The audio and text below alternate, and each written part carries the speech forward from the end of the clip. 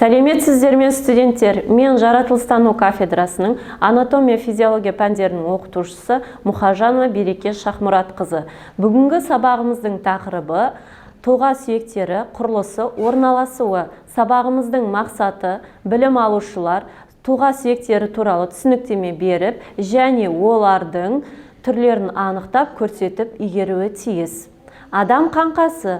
Адам қаңқасын біз денедегі барлық сүйектердің жиынтығын қаңқа деп атаймыз. Адам қаңқасын біз 4 бөлімге бөліп қарастырамыз. Яғни бас бөлім, кеуде бөлімі, қолдың еркін қозғалатын бөлімі, жамбас және аяқтың еркін қозғалатын бөлімдері болып бөлінеді. Бас сүйек, череп, краниум, бас сүйекті біз 2 бөлімге бөліп қарастырамыз. Яғни ол біріншісі ми бөлімі, екіншісі бет бөлімі. Ми бөліміне маңдай сүйек, төбе сүйегі, самай сүйек, шүйде сүйегі кіреді. Бет бөліміне мұрын сүйегі, жақ үсті сүйек, жақ асты сүйек, бет сүйектері кіреді. Келесі бізде омыртқа жотасы. Омыртқа жотасы бізде позвоночный столб, колумна вертебралис. Омыртқа бізде 33-34 омыртқадан тұрады. Омыртқа жотасын біз 5 бөлімге бөліп қарастырамыз. Яғни мойын омыртқасы, 7 мойын омыртқасы, 12 кеуде омыртқасы, 5 бел омыртқасы, 5-8 көз омыртқасы, 4-5 құйымшақ омыртқаларынан тұрады. Омыртқалар бір-біріне пішіндері ұқсағанымен әр бөлімнің атқаратын қызметтері әрқалай. Омыртқалар бізде шеміршектер арқылы біріккен. Келесі бізде төс, грудина, стернум, қабырға, ребро, коста. Қабырғалар бізде 12 жұп қабырғадан тұрады. Оның 7-еуі негізгі қабырғалар, 3-еуі жалған қабырғалар, 2-еуі кезеген жұп қабырғаларынан тұрады.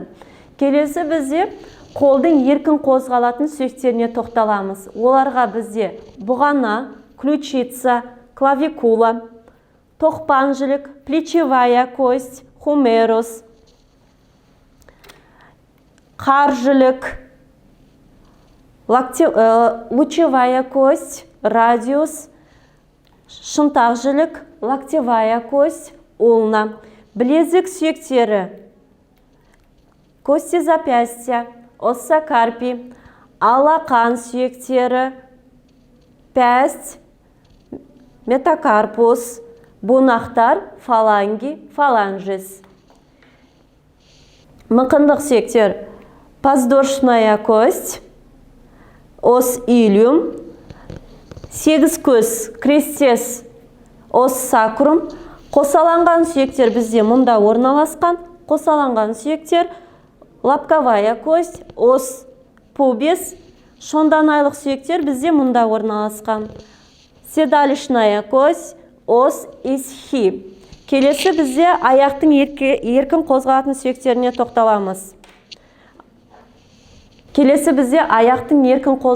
сүйектеріне тоқталамыз. Бізде ортан жілік, бедреная кость, ос феморис. Тізелік тобық, надколенник, пателла. Асықты жілік, большеберцевая кость, фибула. Кіші жілік, малоберцевая кость, кіші жілік, малоберцевая кость, фибула.